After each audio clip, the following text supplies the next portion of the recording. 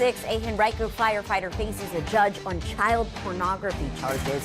Brian Martin was arrested Tuesday after a year-long investigation stemming from a tip. The court documents also shedding some new light into what allegedly took place on a social media platform.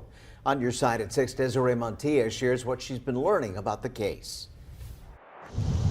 In a Hanover courtroom, Brian Martin appeared through a video call for his arraignment as he remains behind bars, accused of possessing and distributing child pornography.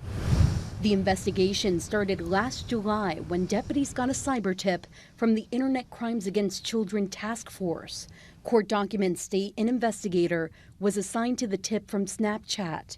The court document alleges the suspect, later identified by deputies as Brian Martin, uploaded child pornography on the app.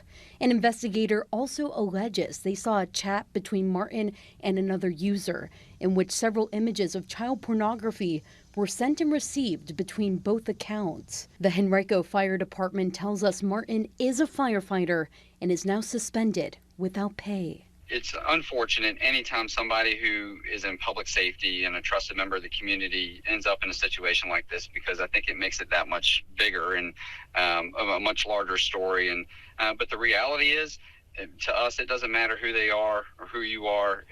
If you're involved in this type of activity, we're going to hold you accountable for it. Sergeant Steve Wills with the Hanover County Sheriff's Office says when these types of tips come in, investigators have a series of steps to follow before an arrest can be made. And it starts with an IP address. And from there begins a lot of search warrant writing to discover where that IP address belongs to, where it comes back from.